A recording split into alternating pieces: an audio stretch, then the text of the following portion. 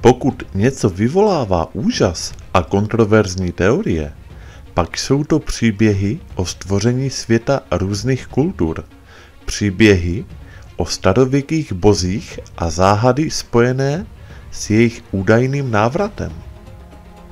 Sumerská mytologie. Podle sumerské mytologie jsou Anunnaki bohové, kteří pocházejí z nebe. Tyto bytosti byly nesmírně mocné a v jejich řadách byli jak zlí bohové, tak ti dobří. Podle mytologie mezi nimi ve skutečnosti došlo ke střetu zájmu. Legendy o nich hovoří jako o stvořitelích Homo sapiens. Jejich záměrem však bylo vytvořit otrokářskou rasu. Údajně jsou veškeré naše funkce definovány DNA, kterou nám dali. Genetičtí odborníci tvrdí, že náš genetický kód je tvořen 64 kodony. Pouze 20 jich máme aktivních. To znamená, že naše genetika nefunguje na plný výkon. Proč nás tedy Anunnaki vytvořili, když nedokážeme využít všechnu genetickou kapacitu, která nám byla dána? Podle Sumerů se tito bohové jednou vrátí zpět na zemi a napraví chybu, kterou v minulosti udělali. Hopi mytologie. Hopiové jsou už tak dost obklopeni záhadami a jejich mytologie je jeden velký oříšek. Jejich bohové a víra se úplně liší od toho, co všichni víme. Je založena na různých světech a na příchodu bohů, kterým tyto světy skončí. Prvním světem je Tokpela a představuje vše, co víme. Samotný vesmír i stvoření člověka. Jde o nekonečný prostor, ve kterém existoval pouze Taivoa. Ten se rozhodl vytvořit 9 univerzálních království, mezi nimi i naši zemi. Dále se postaral o vznik všeho přírodního, sopky, vodstva, lesy, hor a tak dále. Druhým světem je Topka, kde se lidé trvale usadili na povrchu planety a díky získaným znalostem dokázali stavět příbytky a produkovat rostlinné jídlo. S tímto novým světem ale přišla také chamtivost spojená s výměnou zboží.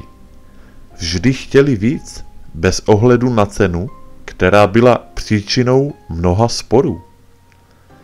Třetím světem byla Kuskurza. Země se po době ledové vracela zpět do rovnováhy. Ledy roztály a objevily se znovu hory, moře a živé bytosti.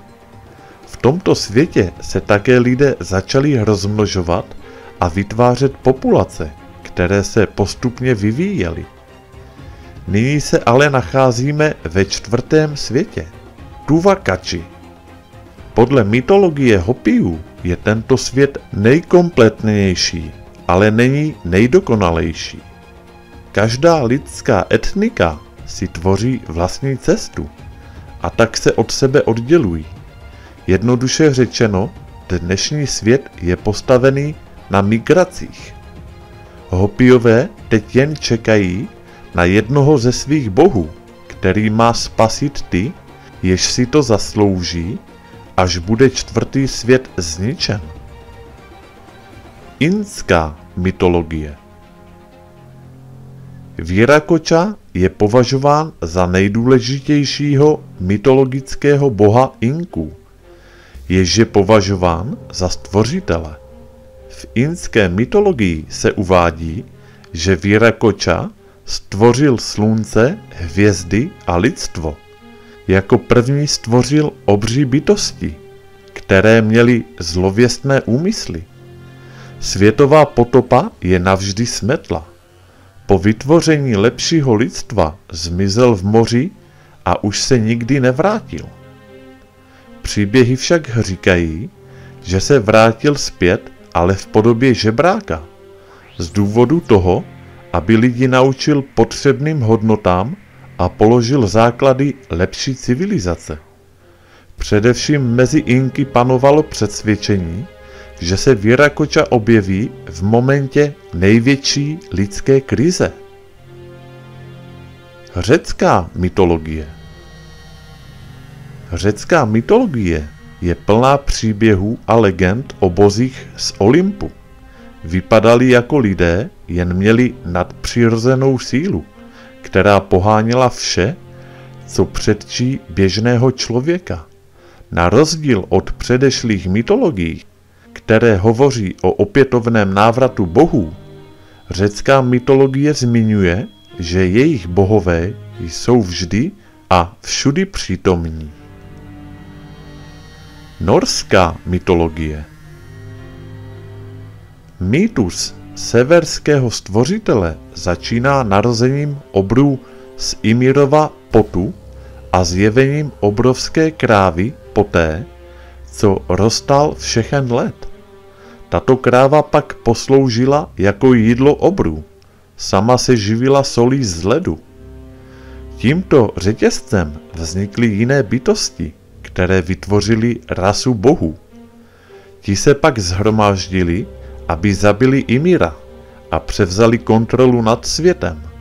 Obři pak byli z velké části utopeni v Ymirově krvi, která se proměnila v moře.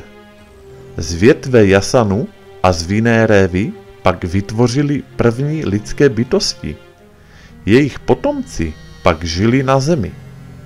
Není nikde uvedeno, že by se bohové v určitém okamžiku vrátili na zemi, spíše se hovoří o konci lidstva a božstva.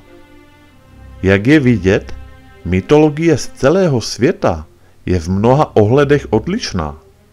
V jedné věci se však shodují.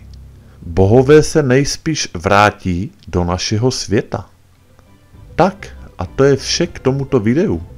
Já vám děkuji za pozornost, komu se video líbilo, tak díky za like a u dalších videí naslyšenou.